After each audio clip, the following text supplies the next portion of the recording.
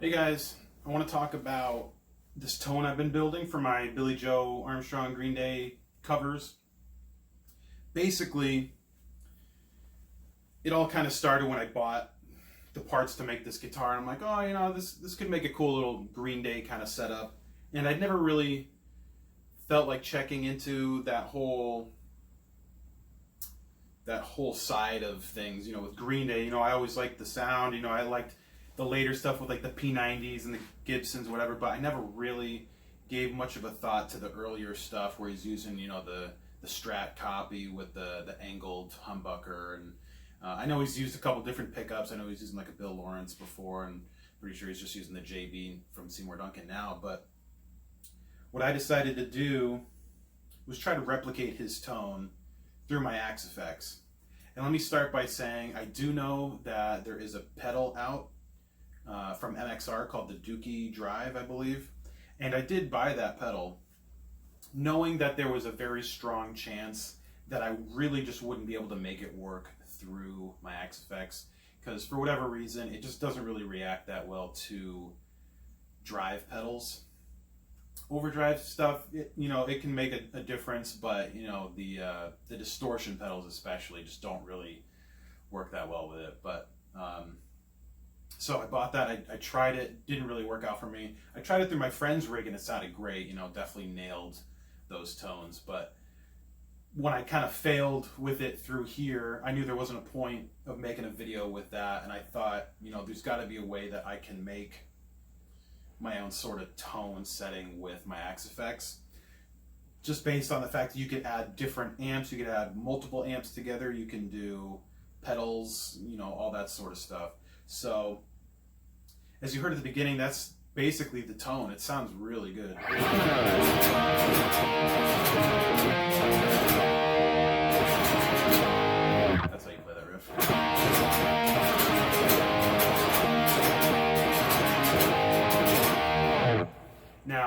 this is 2 amps together.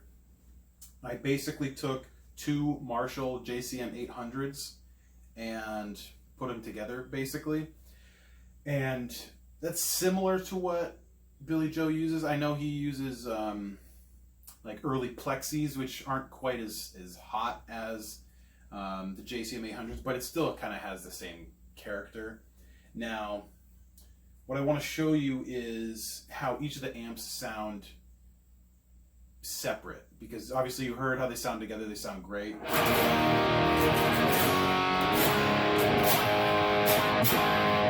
Really fat and full and just really great for that one guitarist setup. So this is what amp number 1 sounds like.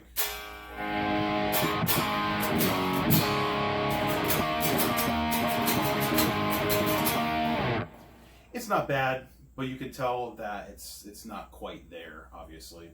Now, this is what amp 2 sounds like.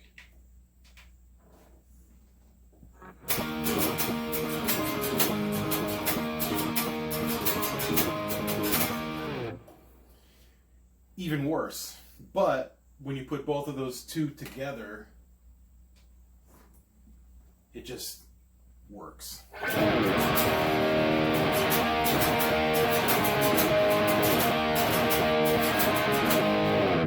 Now, I'm using 2 different settings for these amps.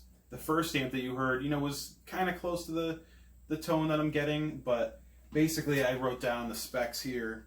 I got the drive at about 10 o'clock, so it's really not cranked. This is a pretty high output pickup anyway. I think it's at like 15 or so. I forget how they measure it, not ohms, but 15, whatever. Bass is around 10 o'clock as well. The mids are just under halfway. Treble is right at halfway, and what I think is the most important part is the master is maxed out. It's cranked. That's how you really get that full sort of sound. Now the second amp, that sounded totally puny, and by itself was just a joke basically. But I had the drive was very low. That was at about 8 o'clock, maybe 7:30, very low. I had the bass was actually pushed a bit more to kind of compensate for the lack of gain, and that was at about 1:30, 1 o'clock. I had the mids a little backed off at about 10 o'clock. Treble again was right at about noon, and once again the master was cranked.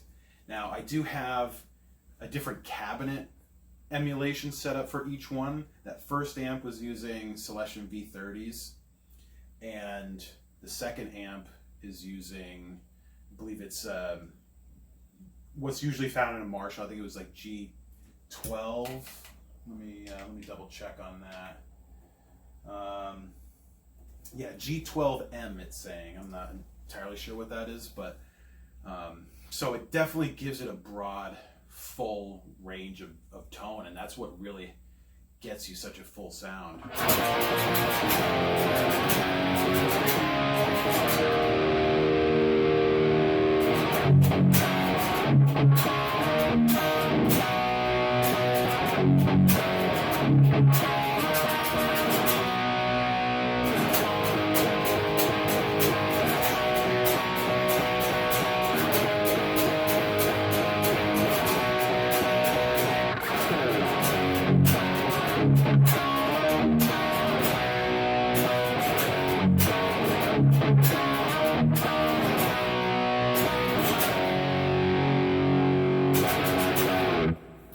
So yeah, that's basically it. I do have a drive pedal in front. I believe I'm using, let me see here.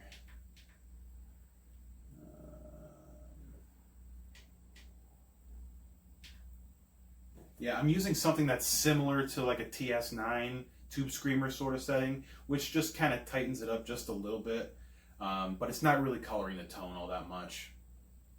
And yeah, I don't know. I mean, I think it's really lended itself nicely to the couple covers that I've created so far using this guitar, and I'd like to do a bit more before I let this guitar go. The first cover that I did with this guitar had a different pickup in it. It had a Gibson pickup in it, and it had a different setting on my AxeFX. So while I did pretty good with that one, I think the covers that I started doing after that, like Burnout and Having a Blast, have sounded a lot better. And like I said, I can't wait to do some more to kind of show it off a little bit and just kind of have some fun. I do want to take a minute to just kind of talk about this guitar, just because I really haven't done much of it yet. So basically, I got this body, really good deal, off of Reverb. It's a hardtail body using that Fender American style hardtail bridge, and it's by far my favorite bridge. It's super comfortable, it looks really nice, it's sleek, and when I saw the color of the guitar, I'm like, what can I do with a blue guitar? And you know, I immediately thought of kind of doing my own sort of take on Billie Joe's Blue, but you know, stripping it down, you know, not using the neck or the middle pickup, because I don't like using those. I don't know if Billie Joe ever used them, I'm not really sure. And I just did the single volume knob because I don't like having all the knobs in there, and especially when it's a 3-knob setup, this knob's like super close and it just gets in my way. So I moved that out a little bit. I kind of angled it downward, you know, in the same direction as the pickup that I thought was cool, but it's still kind of just like an angled Tom DeLonge kind of setup. Mixing that with, you know, the actual hardtail, because Billie Joe's wasn't a hardtail. This is the back, you know, pretty simple Fender neck plate. And one thing I kind of took some liberties on, you know, Billie Joe uses a very old neck. I believe people say it's like a Fernandez neck, and he might have even used a couple different versions of them over the years. He might have worn some out, I'm not really sure, but it kind of has that unfinished, you know, just road-worn look. You know, it's been played to hell.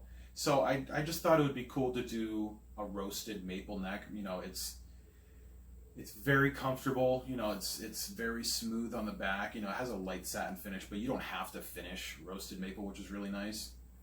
The front does have a gloss kind of sheen, making it easier for doing, you know, bends and stuff like that. And I don't know, I just thought the color of a roasted maple kind of mimicked that, you know, that original neck's look. So I thought that'd be kind of cool. Even though I do personally prefer rosewood fretboards, you know, this does lend itself to the sort of sound of Billie Joe, because, you know, it kind of adds that little snappiness, like the brightness to it. And rosewood can kind of take away from that a little bit. It's got Fender locking tuners, which once again are my favorite tuners. I love them. Super easy to use, and they're really not that expensive. I think you can usually find them for about $50. I got the black roller style string tree, which I've just grown to like. I think it looks cool, and I don't know, a lot of people seem to dig them. I'm using 10, I think 10s on this. I might have gone to 10 to 52. Yeah, I'm definitely using 10 to 52s on this. Just because I have it in half step down, it just kind of helps keep a little bit of that tension. I think Billie Joe uses straight 10s, like 10 to 46, but I'm not 100% on that. So, don't quote me, I guess. Got pretty good sized frets. You know, I like having the bigger frets. It's easier for doing, you know, lead work and stuff like that. And that's about it. You know, I got the pickup from Warmouth, or not the pickup, the pick guard from Warmouth. A lot of people ask me that. You know, you can get pick guards in a bunch of different places, but Warmouth is nice because it kind of lets you do a lot of different options.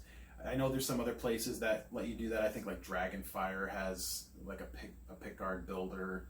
WD Music, I've used them a bunch of times before, but you can't really customize them too much other than like the material it's made out of. So I don't think I can get like this exact thing.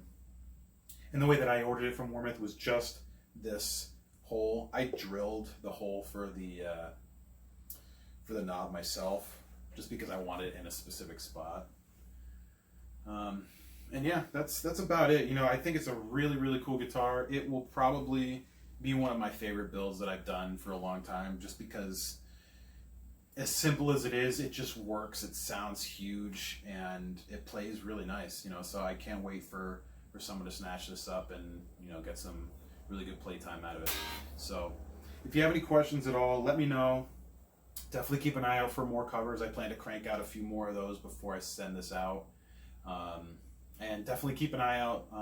Follow me on Instagram if you haven't already, because I tend to post on there more often about when I'm selling things and where to get them. So if you're interested in this, find me on Instagram, and you know, probably in a few weeks, maybe a month or two before this sells, because I'm waiting for my new Jazzmaster build to come, or at least the parts to come in.